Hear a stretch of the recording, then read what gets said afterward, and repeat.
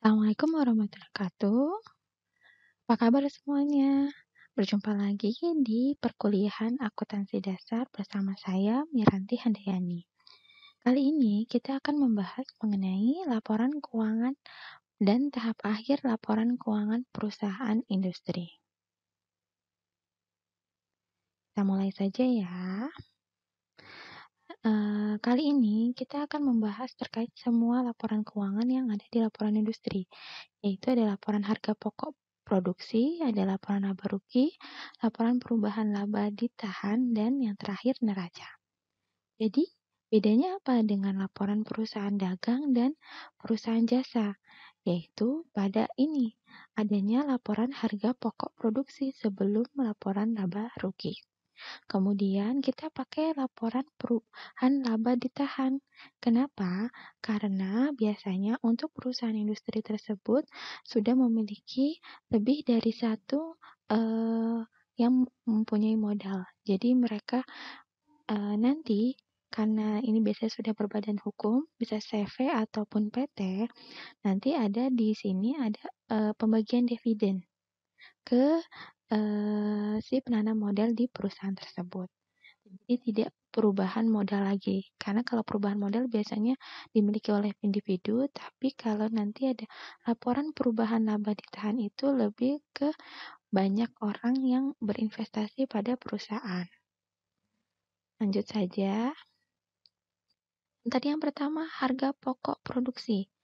Laporan harga pokok produksi itu, karena ini perusahaan industri, kita kalau lihat kata-kata harga pokok produksi, maka ini terkait biaya-biaya produksi. Biaya produksi ada apa? Ada 3 kan, biaya bahan baku, kemudian biaya tenaga kerja langsung, dan biaya overhead. Plus, kalau dalam harga pokok produksi, plus ditambahkan dalam biaya barang dalam jadi atau barang dalam proses, karena masih dalam proses pabrik. Jadi kalau yang semua yang terkait masih dalam proses pabrik, kita buatnya laporan harga pokok produksi. Biasakan dalam membuat laporan adalah nama entitasnya, kemudian judul laporannya, kemudian periodenya. Di sini tadi saya bilang kan biaya ya, biaya produksi itu ada biaya bahan baku.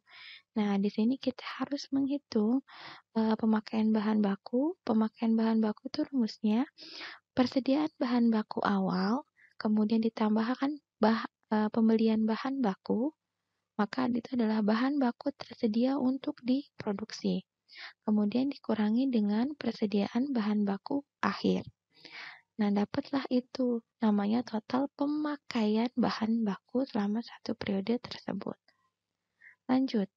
Dari pemakaian bahan baku, kita lihat pemakaian bahan baku tadi kita tambahkan dengan biaya tenaga kerja langsung, masih dalam konteks biaya produksi ya, biaya tenaga kerja langsung, dan ditambahkan dengan biaya overhead pabrik.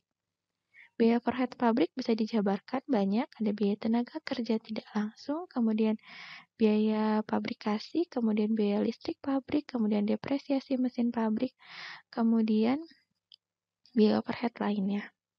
Nanti ditambahkan biaya pemakaian bahan baku, biaya tenaga kerja langsung, dan biaya overhead, maka disebut total biaya pabrik. Tadi saya bilang kalau untuk harga pokok produksi itu semua yang terkait dalam proses produksi, maka masih ada biaya terkait persediaan dalam proses atau barang dalam proses. Ditambahkan dengan biaya barang proses awal, maka itu namanya total produksi per 31 Desember, kemudian dikurangi lagi dengan persediaan dalam proses akhir. Maka itulah hasil dari perhitungan harga pokok produksi. Lanjut. Kemudian ada namanya setelah ada harga pokok produksi, nanti kita keep nilai harga pokok produksi tersebut, kita nanti masukkan di laporan laba rugi. Laporan laba rugi untuk perusahaan industri utamakan pakai multi-step. Multi-step itu artinya apa sih? Berganda stepnya. Jadi di sini nanti ada perhitungan HPP-nya. Kalau single step itu nanti biasanya di perusahaan jasa karena dia kan lebih tidak kompleks seperti perusahaan industri ya, lebih banyak material-material untuk dihitung. Kemudian kalau buat laporan jangan lupa nama entitasnya, kemudian judul laporannya, kemudian periodenya. Kalau laba rugi itu intinya apa sih?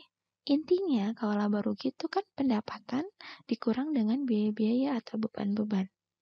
Pendapatan kalau di perusahaan jasa boleh nulis pendapatan, tapi di perusahaan dagang dan perusahaan industri, karena kita menjual produk di perusahaan dagang dan perusahaan industri, maka pendapatan diganti dengan kata penjualan, ya. Nah, pendapatan bersihnya berapa? Sudah tahu cara menghitung pendapatan bersih? Ditambah dengan retur, ditambah dengan potongan, kemudian nanti bisa dikurang dengan retur dan potongan penjualan, tapi bisa ditambahkan dengan biaya angkut penjualan misalkan ya. Kemudian ketemu harga penjualan bersihnya berapa? Sekian. Kita keep dulu, kita menghitung HPP. HPP di sini adalah harga pokok penjualan. Jadi hati-hati dalam membuat laporan, bedakan antara HPP harga pokok produksi sama harga pokok penjualan. Saya sarankan untuk menulisnya lebih rinci, tidak perlu disingkat ya. Kemudian, kalau harga pokok penjualan berarti terkait dengan barang jual. Kalau barang jual artinya barangnya sudah jadi. Kalau barang sudah jadi, maka kita hitungnya nih persediaan barang jadi awal ditambah dengan harga pokok produksi yang sebelumnya sudah kita hitung. Maka itu adalah rumus dari barang jadi siap dijual. Barang siap dijual tersebut dikurangi dengan persediaan barang jadi akhir, maka itu adalah rumus dari harga pokok penjualan. Penjualan bersih dikurang harga pokok penjualan, maka hasilnya kalau penjualan lebih besar daripada harga pokok penjualan, maka laba. Tapi kalau penjualannya lebih sedikit, lebih kecil dari harga pokok penjualan, maka hasilnya rugi. Ketemu tadi laba rugi tadi, masih laba rugi kotor, kita proses dengan biaya operasional. Biaya operasional itu apa aja sih? Biaya terkait di luar pabrikasi, di luar biaya pabrik. Itu ada biaya penjualan dan biaya umum dan admin. Biaya penjualan itu seperti biaya gajinya si para sales, kemudian biaya umum dan gaji itu biaya terkait dengan bagian umum dan admin, biasanya di office ya. Kalau ini biasanya di pas marketing, kalau ini biaya pas di office. Nah, totalnya berapa, kemudian itulah biaya operasional. Dikurangkan, maka hasilnya adalah laba atau rugi bersih sebelum pendapatan dan biaya di luar usaha. Kenapa kita membedakan ini? Karena biasanya ada kegiatan di luar usaha pokok. Kegiatan jasa, yaitu menyewakan, kemudian nanti kita bisa dapat biaya bunga kalau kita minjam uang, atau mungkin dapat pendapatan bunga karena kita menabung di bank. Itu di luar usaha. Jadi, besok-besok kalau ada soal terkait ada biaya bunga, tolong dibuatnya di bawah. Jangan dimasukkan ke biaya yang atas. Banyak yang masih saya temukan membuat laporan, biaya bunganya masuk di biaya yang operasional tadi di atas. Tapi sebenarnya itu salah, seharusnya di bawah karena dia adalah kegiatan di luar usaha. Ditambahkan dengan pendapatan bunga, kemudian dikurangi dengan biaya sewa. Totalnya adalah laba atau rugi bersih setelah pendapatan dan biaya di luar usaha. Ini bisa juga disebut earning before tax. EBITDA, earning before tax ya. Pendapatan sebelum pajak, nanti biasanya kalau ada pajak lagi, pendapatan setelah pajak. Gitu. Lanjut, kita keep ini hasil laba atau rugi dari laporan laba rugi. Kita masukkan ke laporan perubahan laba ditahan. Perubahan laba ditahan itu adalah laba ditahan awal, kemudian ditambah laba atau rugi bersih yang jadi kurang rugi yang tadi kita sudah lihat dari laporan laba rugi, kemudian dikurang prive atau pengambilan dari pemilik modal, pemilik perusahaan, kemudian nanti bisa di-share, di dividen untuk investor-investor lain. Hasilnya adalah laba ditahan akhir, dapatnya sekian. Nanti laba ditahan akhir ini akan masuk lagi ke laporan neraca. Jadi neraca itu laporannya ada 2 jenis bentuknya. Saya mengulang lagi, tapi sebelumnya pasti sudah jelaskan. Ada yang namanya skontro dan stafel. Skontro itu kanan-kiri, ini aktifannya di kiri, kemudian kewajiban dan modalnya di kanan. Kalau stafel, aktifannya di atas, kemudian kewajiban setelahnya, kemudian modal setelahnya. Lebih urut ke bawah. Bebas untuk kalian. Ini saya contohkan bentuk skontro, jangan lupa nama entitasnya, laporannya, kemudian periodenya. Ini sudah tahu ya, golongan aktiva dimasukkan semua, kemudian golongan kewajiban dan modal. Hasilnya harus sama, debit posisi aset dan total dari kewajiban dan hutang harus sama. Lanjut, kita ke jurnal penutup. Jurnal penutup di perusahaan industri pada dasarnya tidak ada perbedaan dengan perusahaan dagang. Kalian boleh cek lagi di video saya terkait jurnal penutup di perusahaan dagang atau di laporan tahap akhir perusahaan dagang. Itu ada 5 yang ditutup, yaitu perkiraan penjualan, kemudian perkiraan retur dan potongan penjualan, kemudian menutup HPP dan biaya-biaya operasional, biaya di luar usaha dimasukkan untuk ditutup, kemudian menutup perkiraan laba atau rugi.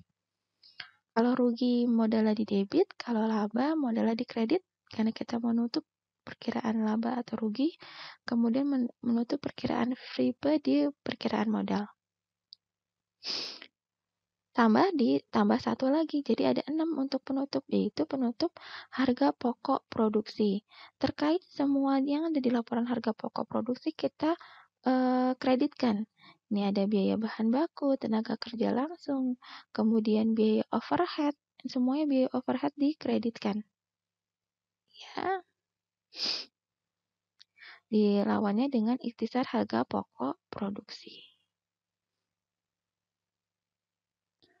Lanjut ke tahap akhir.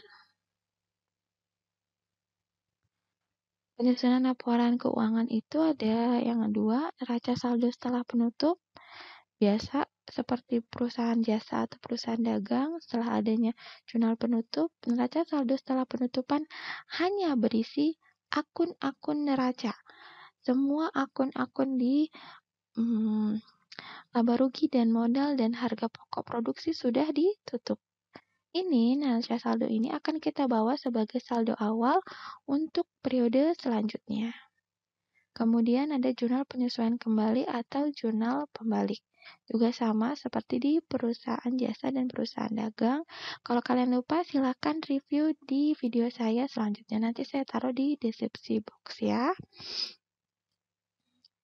Lanjut kita ke latihan pertemuan 14 ini. Yang pertama, yang membedakan laporan keuangan perusahaan industri dengan perusahaan dagang adalah adanya laporan, ya, yang ini ya, harga pokok produksi. Kedua, persediaan barang jadi awal ditambah harga pokok produksi adalah rumus dari barang jadi siap dijual. Yang B ya. Kemudian yang ketiga, biaya bahan baku ditambah biaya buruh langsung ditambah biaya overhead pabrik adalah rumus dari biaya produksi. Karena ini adalah komponen dari biaya produksi. Lanjut. Persediaan barang jadi awal, kalau satu-satunya artinya awal, ditambah harga pokok produksi, hasilnya adalah, ini mengulang tadi soal yang tadi, kalau masih ingat apa? Jumlah barang yang dapat dijual, yang A ya. Kemudian yang kelima, biaya pabrik dikurangi, biaya bahan baku ditambah biaya buruh langsung, maka rumusnya itu namanya biaya overhead pabrik atau biaya pabrikasi. Karena kalau biaya pabrik atau biaya produksi kan terdiri dari biaya bahan baku, biaya buruh, dan biaya overhead. Maka hasilnya ini pasti adalah biaya overhead pabrik. gitu ya. Semoga semua paham, semoga semua mengerti. Kalau ada yang kurang jelas silakan WhatsApp saya atau hubungi saya di email saya. Saya rasa cukup untuk perkuliahan semester ini akuntansi dasar. Sampai jumpa lagi di semester selanjutnya, mungkin dengan mata kuliah lain. Jangan lupa supportnya untuk di-subscribe ya. Terima kasih, sampai jumpa. Wassalamualaikum warahmatullahi wabarakatuh. Bye-bye.